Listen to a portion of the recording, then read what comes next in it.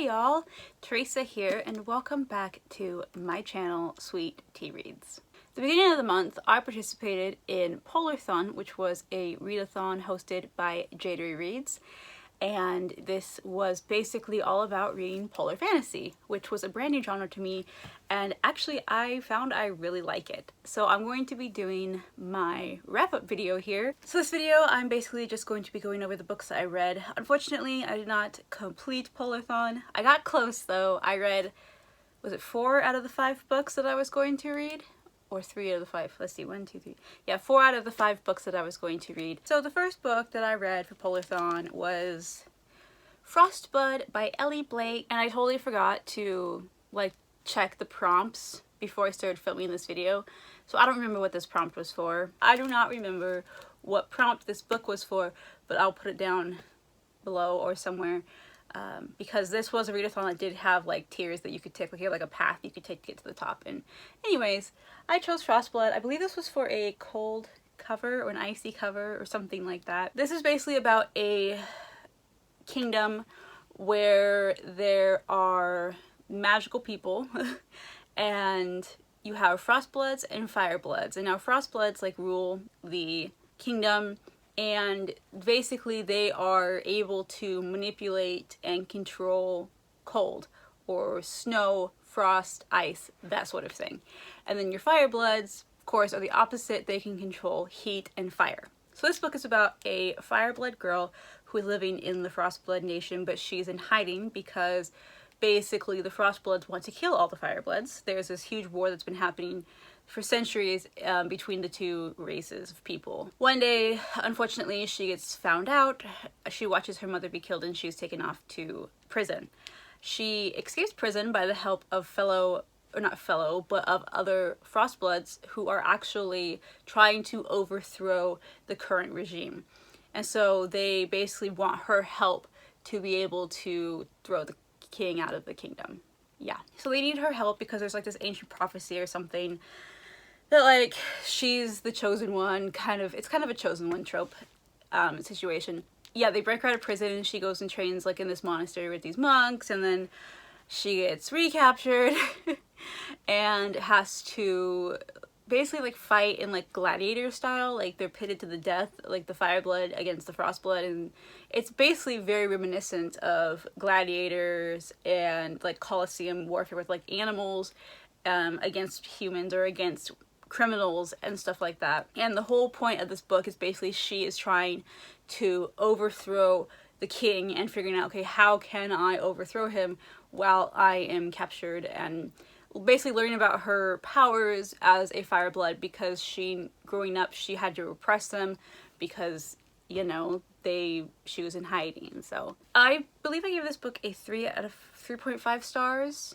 Yeah, it was 3.5 stars. I did like this book. It was unique in the sense of kind of the gladiator style type thing. It did have a twist on the chosen one trope, which I did like, which, you know, is a spoiler, so I can't tell you, but it is a little bit different than your typical chosen one trope. Of course, there's a love interest in this book because it is a YA fantasy, so I did enjoy the love aspect, or the romance. It was definitely an enemies to lovers, so that's another trope in this book. As this is YA fantasy, you know, a lot of times they have that sort of thing. I think the reason why I didn't rate it higher, even though I did enjoy the experience of reading this book, is because there's a lot of things that to me were quite predictable. Lately I have been reading a lot of YA fantasy, and so I'm feeling like they're all kind of blending together and it's hard to distinguish, you know, one book from the other. And I felt this was kind of that way too, is there are some things in here that you're just yeah, I already know. In the beginning you're okay, they're enemies, obviously they're gonna turn lovers, and there's a couple other things in here. There's a mysterious past of one of the characters, and I figured it out pretty early on what that was, you know, just because I've read a lot of these books. So it's not unique in that sense, but there are some unique aspects of this book. Alright, after that I have Dog Song. This book is by Gary Pullman, and this book is a book, I believe it was written in the 80s. So this has been around for a very long time. I have grown up reading books like this. I know I read like Julie of the Wolves. I don't know if any of you remember those series back in the day. Also like Hatchet, and oh, there was another one that Gary Pullman wrote that I cannot remember the name of it, but it was like one of my favorite books growing up, and I'll put the little thing up here in editing. But this book was about a Eskimo boy, or Inuit. I don't know if like Eskimo is considered a racist or like an improper terminology, so if it is, I do apologize, but that's what they were described as in the book. Again, this book was written in the 80s, but it's about this Eskimo boy who is living in like nowadays, well, 80s nowadays society, and he feels the call to go back to the old ways. He feels like he has this song inside of him that he needs to let out, but he doesn't know how. And so he meets up with an old, like the old village, like wise men kind of thing, and he tells him basically to take his dogs, dog sledding, and go out and train with these dogs, and he teaches him how to hunt in the old ways using bow and arrow and spears instead of guns, and using the dogs and the sled instead of using snowmobiles. And it's basically just this boy's journey into the wilderness and discovering who he is as a person, and how his connections with the land, his connection to these dogs, and how his people used to live for hundreds of thousands of years before like the white man came and changed their, you know, thinking. And it's a really beautiful story. At one point he does rescue a girl and who's like out in the middle of the tundra, because he does go on this adventure to kind of find himself and find his song, because apparently, according to the book, every Eskimo used to have a song within them that they would sing, that would, like, basically instead of talking they would sing, and they would tell their stories through song, and they would have songs to bring the animals and songs to bring the weather, and, you know, just like kind of like myth and lore around that sort of thing. And when settlers came, like the Russian trappers and stuff came, they kind of took away their song, and so that's what his journey through the wilderness is, to reconnect and find his song. He finds the girl, and then they have to go on this kind of adventure to help her and basically rediscover what their life is together, living out on the tundra with the dogs. So I gave this book 4 stars. It is definitely more of like, it's written as a children's book, but it's definitely a book I think that an adult can really get a lot out of as well. Gary Pullman's writing is beautiful and very much, again, kind of poetic-y, like poetic writing in a way. I was really drawn to the story. I felt really connected to the characters. I loved learning about the culture of these people, and kind of this boy having to learn how to interact with these dogs and how to basically be one with the dogs and able to go out and hunt and get food and all these things. And it was just a really beautiful story. I really enjoyed it. It was very good about talking about kind of the native ways, and I've always been really interested in Native American culture, and so I mean Native Alaskan culture as well. But yeah, I don't really know what else to say about this book besides you should read it. It's really good. It was really nostalgic for me. I think there's a lot of it too. Again, I've read his books when I was a kid, and I read other books along this genre when I was a kid, and it really brought a lot of nostalgia back, and it was just a really fun, beautiful read. I believe I was saying Gary Pullman. I meant to say Gary Paulson. This is by Gary Paulson, not Gary Pullman. I don't even know if there's a Gary Pullman, but if there is, this isn't the book by him. It's by Gary Paulson. The next book on my list, unfortunately, was a very disappointing read for me, and that was Hold the Dark by William Garrotti. This book was a book that really disappointed me because I was basically led to believe by what the synopsis says on the back of the book that this was something completely different than it actually was. And I was very disappointed in the fact that it wasn't the story that I wanted at all. Basically, the way I was led to believe, again, by what it says on the back of the book, this book is about, is there's this Inuit village in Alaska, and these children start disappearing and are being taken by wolves. And there's this wolf expert that comes up to the village and has to try and figure out, you know, how these wolves are taking the children. And I thought this whole book was going to be about survival against like this hungry rabid wolf pack trying to take the children of the town. and the town's like survival and how they're going to protect themselves against these wolves. And that's like what I was expecting and what I was wanting. But this was a very, very different book than that. Basically, this book is about, like, okay, wolves are like barely even in this book at all. They're more of like a metaphor than, you know, actually like talked about. This book was basically a man was injured in war. He comes home to find out that his child was killed and his wife is missing. And he goes on like this crazy killing spree and just starts killing everybody in search of his wife. And it's like, I don't know, it didn't really make sense to me. Like, why are you killing all these people? I don't know, I really did not like it. I'm gonna see how I can describe this without like spoiling the book. Yeah, wolves were definitely more of like a metaphor. I guess like more like a metaphor of like human nature, I guess, which is interesting. But just the way it was written, I didn't like it. I felt like it was very... There's a lot of sexual stuff in this book that I wasn't a fan of. I personally do not like books that have explicit sexual content in them. That's just personal preference. So there was some of that in this book, and I just felt like it didn't enhance the story. It wasn't like there was no need for it. It was just like the author was like, I'm just gonna put this in because I can. And I felt like it was a bit just objectifying of women in a way that I didn't really like. And it was also a bit graphic. Oh, there is like a rape scene in this, so definitely trigger warning for that.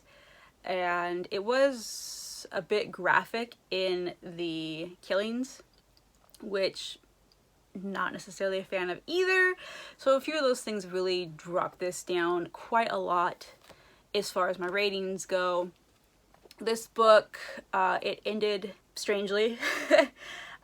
A bit of an open, no, well, I don't know if it was an open ending really, but it didn't feel like there was conflict resolution at the end of the book. It just kind of felt like it just was like, this is just how it is. And so I guess if you like books that don't really have a happy ending or don't really have like a concrete like conflict resolution at the end, then this might be a story for you. But I don't know, there was a lot of things that were just, to me, odd, unnecessary. The violence in this was like, there's no point to it. I can say that the writing style was very poetic. I did like the writing style, just not the story.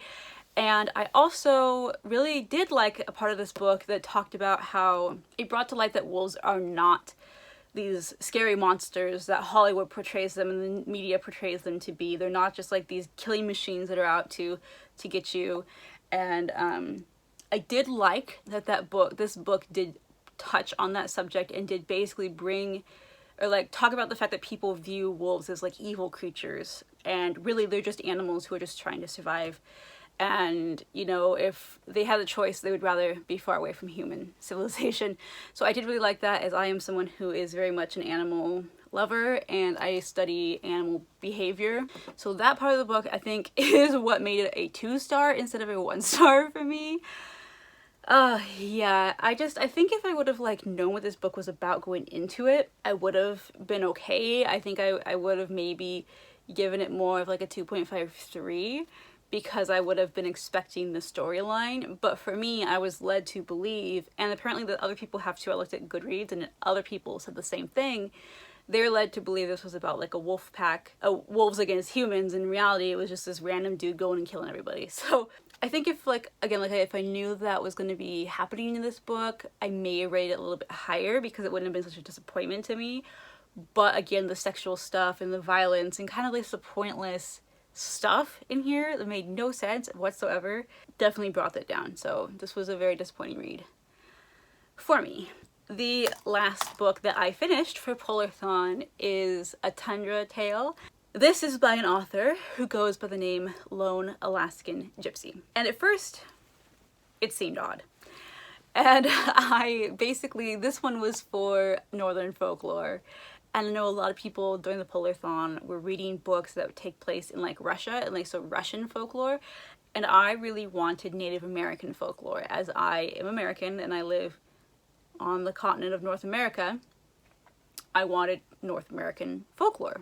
Pretty much all the books I read, except for Frostbite, or Frostblood I mean, were all kind of based in Alaska, which I don't know, I think that's pretty interesting. And I felt like I really got to be kind of immersed in Native and Alaskan culture a little bit, because a lot of the books really talked about these subjects. So anyways, a Tundra Tale. This book was very surprising to me. I gave this book a 5-star. This is a self-published book, and so I was like kind of going into it thinking, okay, well, it might be kind of interesting. I was just looking for something kind of short and fun that I could read that would fulfill this prompt. So this book talks about a woman who, she's in her 20s and she lives at like a psychiatric care facility, and she can commune with animals, and she tells these stories, and so the people who work there just think, oh, it's just who she is. She just is a storyteller. She doesn't really commune with animals, you know. But then she has to go on an adventure to help save one of her animal friends, a Arctic fox, and she meets up with a trapper who helps her and this other little girl who also lives in the care facility, who has an imaginary friend. And the doctors all say it's schizophrenia, and she sees this imaginary friend, and so they have to go on this journey throughout the tundra to help find out why the Arctic fox was hurt, and then it also involves this girl's imaginary friend, and they get really involved into this lore and this mystery of there was this family that had lived there years before, and a little girl had passed away, and so they're trying to figure out, like, is this the girl that she's seeing, and what's her story, why is this stuff happening. Along the way, it talks about the Northern Lights. It discusses kind of the myths of, I guess, ghosts and more of native way of like communing with animals and different things, and like spirit guides. Like, I guess what would be considered a spirit guide, but like the animals or your animal guide. I don't even know what it would be considered. But this book was so heartwarming, and it was so beautiful, and it just, I don't know what about this, to me, I just loved this book, and so I gave it 5 stars. It was almost written in a way that I think it was more middle grade. As far as the writing style, it felt like it was written more towards a younger audience, but I myself was still able to get a lot out of it. I really felt that this book touched on mental illness very well, dealing with, you know, like, just because this person might be different from you doesn't mean that they're crazy, doesn't mean that it's wrong, it just means they're different, which I did really like that. It talks about kind of, and it did as well talk about some of the northern myths that like Native Alaskans have and stuff. I don't really know like what particular this book touched on, because I know there's quite a lot of little things. I know there's like a black wolf, that was like the mystery of the black wolf. You find out about the Northern Lights. So I don't know like the origins of these tales, so I can't really say exactly what was based off of what, but it was very interesting and very engaging book. It was sad, but in a way that was fulfilling. I don't know. I'm probably doing a really poor job at explaining these books to you guys, but I definitely recommend this one if you're looking for kind of a lighthearted read that's pretty quick and easy. I read it on Kindle. It only took me a couple hours because it was like only 100 and something pages, I think, and I don't know, I just really, really enjoyed this book. Man, I feel like I am rambling about nothing and not able to give you guys like cohesive book reviews. I'm really sorry if that's the case. I'm trying. If those of you who don't know, I do have some mental disabilities that do affect my ability to think cognitively. So I'm working on it though, and I'm hoping that as I go, my book reviews and my videos like this will get better, and I'll be able to give you more in-depth videos and more in-depth reviews on why I like these books, and not just be like, oh, well, the writing was great and the characters were fun, and yeah, because that doesn't really help you much. So if you stuck through this video, thank you so much. I feel like I'm just talking and not really like being productive. So I'm sorry about that, but I really want to just get this video up and out as I'm way behind on videos. I still have a lot to film and a lot to post, so be on the lookout for that. I'm going to be posting quite a bit of videos in the next few weeks over this course of the month, because I want to get all my like beginning of the year January videos done. But since I didn't start my channel until mid-January, I have some catching up to do. So I hope you guys stick with me during my journey into booktube and learning more learning to read better, give better reviews, and hopefully be not so awkward in front of the camera. And I hope to see you in the next video. Bye.